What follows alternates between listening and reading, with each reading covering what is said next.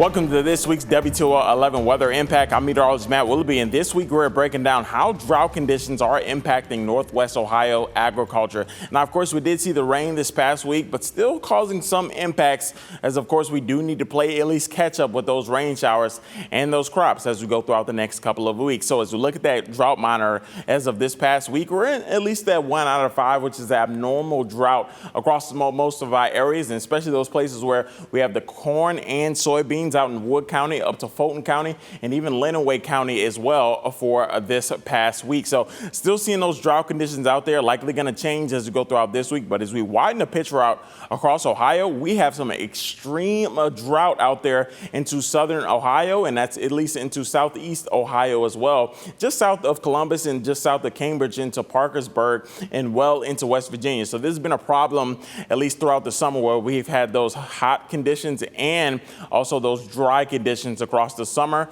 and across Ohio for at least this summer. Now, we're talking about the hot and dry conditions. What does that necessarily do to crops and to corn? Well, when you have that heat and drought, high temperatures, you need that more moisture demand out there. And of course, those plants will need more water, and that lower precipitation will likely have those plants at least stunt their growth as they are growing throughout the summer and likely into the fall months. So we need not only the sunshine, yes, of course, but we also need the rain showers and some cooler temperatures at times, because not always the hot temperatures and those dry conditions are always good for those crops. And as you look at the drought vulnerability across the United States, Ohio is at a medium. We have a bunch of crops, and we do rely on that, at least as we go throughout the summer months. A lot of people around this area, of course, do have those farms where they grow the soybeans, the wheat, and the corn. And we're at a medium as far as that drought vulnerability is. When we talk about the heat and corn, we've seen a decline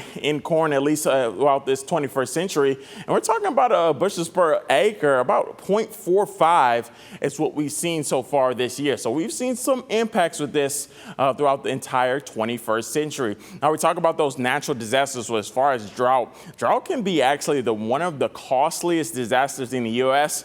And on average, we lose about $6.2 billion per year, and that's been since 1980. So drought can definitely be one of the more costliest disasters due to the food supply and that food security we do need in order to have those crops and supply for many stores and many companies. As we look at total sales so far since 2000, and we can break this down even by each county. Lenawee has made total sales of about $259 million on crops, corn, and soybeans. Fulton County has made about $173 million since 2000. And you go down to Wood County as well, $159 million. And even Henry County, around $133 million. So this is a big consumer, and this is a big sale thing that we talk about throughout Northwest Ohio and to Southeast Michigan that really brings a lot of money into the states, or at least into the counties that we do have on this list right now. So this is a big thing across Ohio, and that's why that drought is really something that those farmers have paid attention to as we've gone throughout the past couple of weeks, and especially for this past week where we've seen that extreme heat. As you look at the next 8 to 14 day precipitation outlook, we're likely going to be above average, at least below average as far as that precipitation goes, and likely going to see more drier conditions than more wet conditions across Ohio. That same case out into Illinois, and of course the Corn Belt in Ohio, and even into Michigan.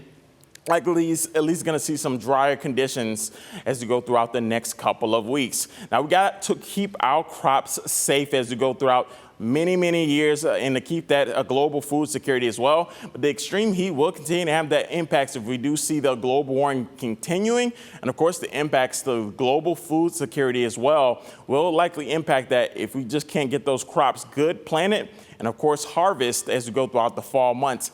And lastly, of course, if we have that, this could also lead to higher costs at stores if we can't grow and harvest all those crops like corn, soybeans, wheat, and even potatoes out there in the West. So this will continue to be a problem if we do see that global warming and those warming temperatures to continue as we have that mixture of drought and extreme heat as we go throughout at least those summer months. I'm meteorologist Matt Willoughby. Thanks for watching this week's WTOL 11 Weather Impact.